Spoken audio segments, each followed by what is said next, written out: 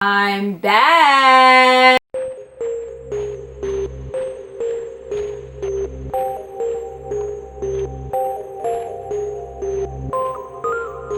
Hey guys, what's up? Welcome back to my channel and welcome back to Storytime with Nikki. I know that you guys have been waiting a while and I just want to say thank you guys so much for allowing me to take a step back for my mental health and just take a breather, my whole life together. And I will say that I feel so much better. I'm definitely not at 100% just yet, but I'm really close. So thank you guys so much for all of your love and support and understanding and kind words. You guys don't know how much you help me. I don't want to keep rambling on about it. I miss y'all. I missed this. I missed us. Hope you guys are excited for today's story time because it is a good one. So grab your wine, grab your snacks, because story time is back, girl. So let's get on into it. As usual, before we get into today's story time, today's glamour shot of the day is my gorgeous Glamazon. She did send me her glamour shot on Twitter using her hashtag GlamazonShot. Don't forget, this is my girl. She goes by K Bands on Twitter. She sent me a full body shot looking fabulous. Thank you so much, my love, for loving me and supporting me and sending me your beautiful selfie. I would not be here without you, and I could not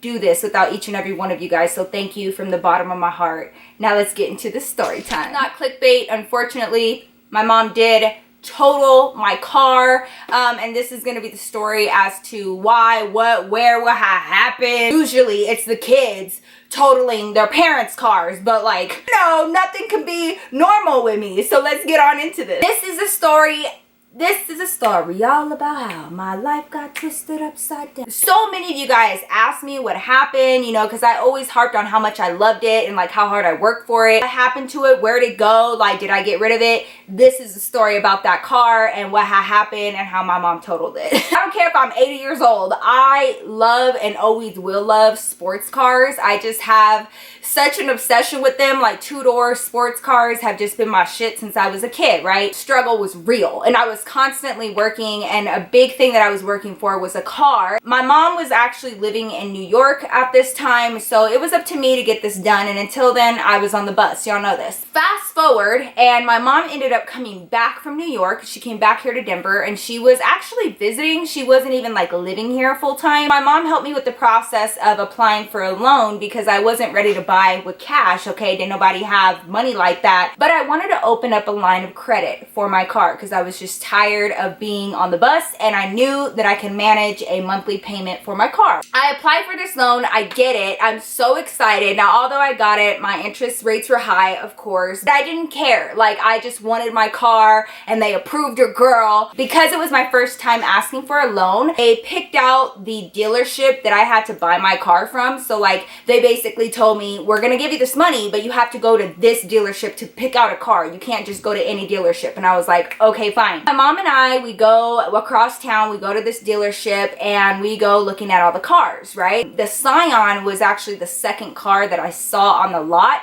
but it was the only car that I test drove and I fell in love with it. And I was like, this is the one that I want. I thought it was cute. It was a little two-door, filled out all the paperwork, you know, everything went through just fine. And I drove off the lot that day with my 2007 Scion TC, thinking I was the baddest. You couldn't tell me nothing. I was very proud of myself and I could not believe that my ass was off of the bus finally. So I was super happy and it was a huge milestone in my life. It's funny because I got that car to get off of the bus, you know, and then you guys know that I live downtown, and literally like a few months after I got my car, I ended up getting hired on at another company that was literally in the heart of downtown, and I wasn't even driving my car that much anyway. I would walk to work. That's how close I lived to my new job. So like, kind of sorta, I was just like paying for it to be there if I needed it, but I really wasn't using it. So fast forward, okay, and then I meet David. We still live downtown, and then we lived there for maybe a year and a half, and it was time for us to look into new apartments that were closer to Julian's school. We got that little apartment that I started doing YouTube in, okay? So we're gonna fast forward like two and a half years. It was around the summer, and David's family has a cabin that's in Wyoming, and they like going out there. There's this big lake, and they like going out there for the summer. It is so nice. I actually have vlogs on my channel as well as the family channel of this cabin and this lake that we go to every summer, right? right? 3.5, 4 hours there and back. I want to say like 2 weeks before we planned on leaving, I made an appointment to take the Scion to go get the oil change at a Meineke. No big deal. I make the appointment. I take my car in. They do the oil change. They change out the filters. They top off the fluids. Normal stuff. Then I take my car home. Everything's fine. Fast forward. It was like a good 2 weeks. We are heading to Wyoming for our first weekend, and like seriously you guys, we would go like every single weekend up to Wyoming with David's family because it was just so much fun. Friday comes around that David and I plan to leave to Wyoming, and he and I pack up the car. Everything's normal. We got Julian, we had our dog at the time, and we get everyone packed up and we get on the highway. We got probably an hour outside of town. All of a sudden my brake pedal felt like a brick. Like I could not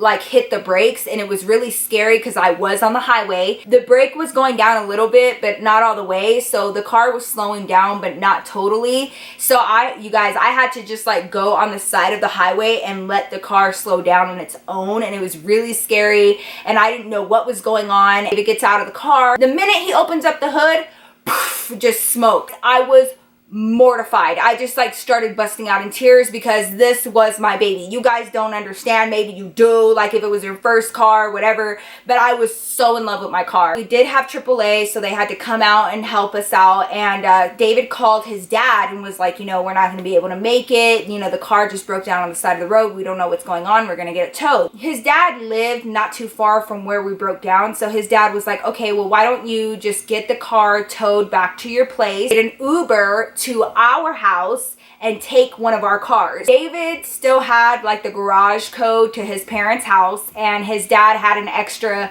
car in the garage that he was like, you guys can borrow it and come up, like we want to see you. No, don't let this ruin your weekend. You guys can handle it when you get back or whatever. So that's what we ended up doing. Stayed there for like 3 days, and then we came back, and it was time for me to like face the music and figure out what the hell was going on with my car. At this point, you guys, I didn't live downtown anymore. I lived like 25 minutes outside of downtown, and I still worked over there, so I needed my car. Long story short, we ended up getting a diagnostic on my car, you guys, and they found old oil that was literally black in my car, and it should not have been that color. It should not have been that old because I had just gotten an oil change at Meineke 2 weeks prior, and they had put old oil in my car. The girl was pissed, okay, because I paid some good money, and like back then, you guys, like y'all already know the struggle was real. I didn't have money like that, so I was pissed that I spent my money on that oil change, and then y'all just gonna sit up here and put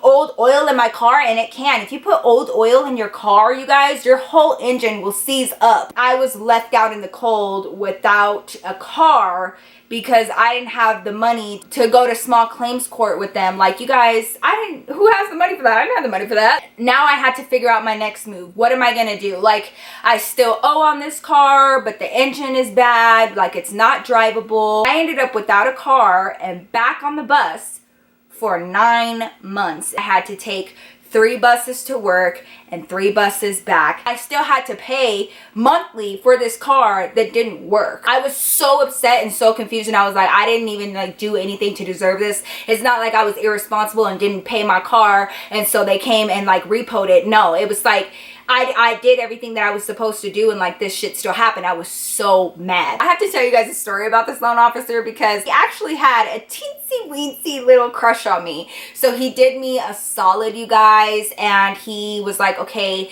take your car into this maintenance shop that I tell you to take it to. They're gonna give us a quote of how much it'll cost to repair the car or replace the engine or whatever, right? I make the arrangements to get my car that has been sitting there, you guys, for 9 months without moving, and I tow it over to this shop that the loan officer had referred me to, and they take the car in and they look at it and they say, okay, we need $7,300. I ain't got that kind of money. Forwarded the quote over to my loan officer, and he was like, okay, like usually we don't do this, and I'm just gonna trust that you are gonna keep your end of the deal and you're gonna pay off this loan on top of your regular car loan. I paid off 3 years worth, okay? And then they added on $7,000 on top of that because I had to take out another loan to replace the engine that I didn't even screw up, okay? I didn't have the out-of-pocket money to go buy me a cash car. I felt like this was my only choice. They're willing to give me a loan so that I can get a brand new engine, and I'm tired of taking the bus. So fast forward not even 2 months, and everything is normal. I'm working, you know, we're just like trying to grind our way through it. This was around the time that I found out that my mom had been diagnosed with cancer. She was going into emergency surgery to get her left kidney removed because the cancer had just taken over that entire organ. It was a lot for all of us as a family to process. Number one, that she was actively sick and she actively had cancer, and also that she had to have a major organ removed like now. The surgery, of course, was a really serious, really invasive, like it's a major organ that's being removed. It's not something to take lightly, and with that comes a lot of limitations before, during, and after the surgery. So now we're getting into the nitty-gritty of the story, girl. So if you've been wondering when it's gonna go down, it's right now. Fast forward over a month, and I know this for certain because I was so adamant about going to every single appointment with my mom because I needed to know exactly what the doctors were telling her, because sometimes my mom can be stubborn, and like I needed to make sure she was doing what she was supposed to do. So I'm like always like right there, like all up in her appointments. They wanted to run a few tests on her and just kind of see how she was doing and how her body was holding up and if she had any pain and all that, right? I went ahead and asked her doctor, is she okay to drive? At this point, it had been over a month since she had her surgery.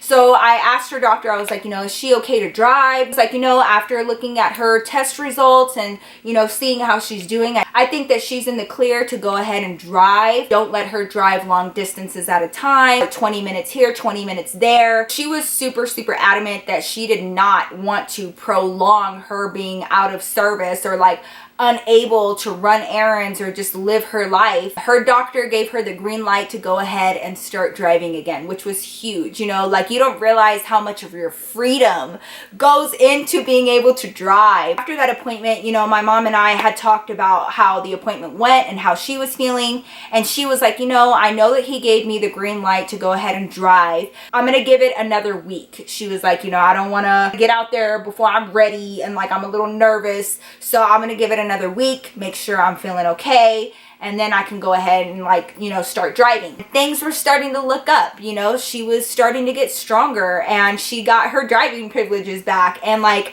I was starting to get my mom back, and I was feeling very grateful and very thankful. I talked to my mom and I was like, hey, why don't we go to church this weekend? My mom was all about it. It was going to be her first time, you know, coming out on her own to meet us since having her surgery. We wanted our first place to go to be church. Fast forward, Sunday comes around, we all get ready and we all go to church together. My mom met us at the church. It was her first time driving and she rolled up, and I was just so happy for her. Service ended and we all, you know, met up in the parking lot, and we decided that we wanted to go to IHOP for breakfast. My mom didn't know where the nearest IHOP was, but I did. So I told her, I was like, okay, just follow me there. I was like, it's not that far. It's literally like 10 minutes away. Just follow me. On this street, you guys, it's a 50-mile-an-hour street. It's not a highway. Don't get it twisted. High-speed street with lights. So everything's normal. David and his cousin are talking. We're listening to music. All of a sudden, out of nowhere, the car in front of me just stops. Just, oh shit! And I slam on my brakes. The Scion really isn't that heavy, so I was able to stop, but like literally I was that close to his back bumper. Feel the car come to a stop. We all jerk. Come back, and I looked up into my rearview mirror and I saw my mom in the car behind us. Her car is not slowing down, and as she's getting closer, you guys, I braced myself. I didn't even think about it. I looked over, I saw David, I saw his cousin. They were both fine. Nobody was bleeding. Nobody was hurt. Everything just kind of like, it seems like a dream. Like nothing's real and nothing's making sense. It was just like this terrible ringing in my ear, and like David was trying to say something to me and I couldn't hear him. And I looked up into the rearview mirror and like my mom's car isn't there. I was so confused and I start freaking out and I'm like, oh my God, where is she? And like her car was nowhere to be found. You guys, my mom had hit the back of my car. This is all gonna make sense in a little bit, but she hit the back of my car and then she ended up veering off and like went across all 3 lanes and then ended up on the other side of the street, like down a ways. I'm literally in a dress because I had just come from church and I had like my church heels on and y'all running like a track star down the street. And when I tell you, I didn't care about whether or not I got hit by a car. I didn't care. I see my mom's car and it's like down a little bit and I see this lady had like parked right behind her, like leaning into my mom's car. I run up and I'm like, is she okay? Is she okay? You guys, I stick my head into my mom's window and my mom is passed out. Meanwhile, that lady is like fighting with me to get into the window and she's like trying to take my mom's seatbelt off. And so I grabbed her by the arm and I was like, stop it. Why are you trying to take her seatbelt off? And she was like, so she can get out. I was like, she's passed out. She's not trying to get out of the car. I said, but if you unbuckle her seatbelt and the cops get here, they're going to think that she was driving without her seatbelt, which is against the law. I was like, just go. Just mind your business and just go. All of my manners, all of my understanding, all of my home training went out the window. I was trying to tell me what I needed to do with my mom, that my mom needed to go to jail because she saw the whole thing and my mom rear-ended me and all this. And I was like, you don't know what you're talking about. Like, seriously, move. Nobody's talking to you. I don't understand. Like, don't you have anything else to do with your Sunday? Like, go. Look over and my mom starts coming to and she's sitting there and she looks around and she immediately just starts crying. Thank God by this time the ambulance were showing up and so were the police and they were like blocking off the street. She was sitting there and she was like freaking out and then she looked over and like the minute that she saw my face, she just broke down in a way that I've never seen my mom break down ever. Like she started like scream crying. Oh my God, did I hurt you? Did I hurt David? Did I hurt his cousin? Like, what did I do? I can't believe this happened. And she just started like, you guys, F it, F the car, F everything. Like, as long as everyone's okay, that's all I care about. And so I kept repeating that to her because she just felt so bad. And she was like, what did I do? Like, what did I do? I just like ruined your car and like I can't believe it, and like, you know, I could have killed you guys. And like she was just so unbelievably upset. All together, you guys, 4 cars involved. It was my mom and then us, the guy that was in front of me, and then he ended up hitting the guy in front of him. David and I had to stay there on the side of the road and answer questions and fill out reports and like, you know, exchange insurance information and talk to the police. They were telling me, David and David's cousin, that we should go to the emergency room to go get checked out. Like, okay, I want to be taken to the same hospital that you guys took my mom to. So that cop that had come to talk to me, he got the hospital information from the paramedic. He was like, I will take you to go see your mom. That way you can get checked out and you can check on your mom. And I was like, okay, cool. So he gives me a ride and the whole time he's just being really nice and really understanding. And we get to the hospital and, you know, I get checked in, I get a visitor's badge because the first place that I'm going is to visit my mom and I can get checked out later. So they take me back to the emergency room that she's actually in and the cop like comes with me. Turns out that that cop had used me to find my mom to cite her for reckless driving or whatever, and so he served her with the ticket. So they ran a bunch of blood tests to see if she was under the influence of anything, you know, what could have caused this accident. The whole reason why this happened was because my mom passed out behind the wheel. It was something that the doctor had warned us about like weeks after her surgery, but that was the whole point of her not being able to drive for 30 days after her surgery. Got the clearance letter from her doctor stating that she could drive and she was okay to operate machinery if she needed to or whatever. She said that she felt normal, everything was fine. Fast forward a few days and it was reported to me that my Scion was a total loss. My insurance company told me that they had looked over the car and that like there was nowhere to repair it. The repairs would have cost more than the car itself, so they called it a total loss or totaled. That meant that I was without a car. This car just was not meant to be mine, and I was frustrated at first, but then I was like, you know what? everything happens for a reason. Who knows? Like, maybe I would have hurt myself in that car, because I'm not gonna lie to you guys. It was a little Scion TC, and it had like a kick to it, and I used to speed all the time, and my mom used to tell me, like, I hate that you have that car, you always drive so fast. And like, I genuinely think, you guys, all of that happened with my car for my own safety, because I probably, like, I was crazy back then. At the end of the day, I was fine, David was fine, David's cousin, my mom, we all came out of it unscathed for the most part. Fast forward, and I ended up getting my Hyundai Elantra. If you guys have been with me for a good minute, y'all know which car I'm talking about. Still in the family, it's still, you know, running and driving. And that is the story about the time that my mom totaled my car. If having my mom and everyone in my life okay meant me losing my car, then, well, car is a car. Like, you can replace a car. She did not mean to. She was not irresponsible. She was not charged with anything. She beats herself up about it to this day, and I don't understand why, because it really was not her fault. Like, her doctor was like, you had a major surgery. We thought we gave you enough time, and you know, it wasn't, and your levels got all kinds of weird. And you know, that's what happens when you lose a major organ. It takes your body so long. Can you imagine to like function properly? So that was a risk, and they thought that she was out of the window of risk, and she wasn't, and that's unfortunate, but everyone was safe, and that's all I cared about. That is the story about the time that my mom totaled my car. I hope you guys enjoyed it. If you did, please don't forget to give me a thumbs up. Also, if you're not subscribed to my channel, please don't forget to hit that subscribe button and the notification bell. You're not missing out on any new videos. It feels so good to be back. Thank you guys so much for coming to join me for story time today. I really appreciate it. I'm really excited for all the stuff we have to come. Thank you guys so much, and I will see you very soon in my next video. Peace out.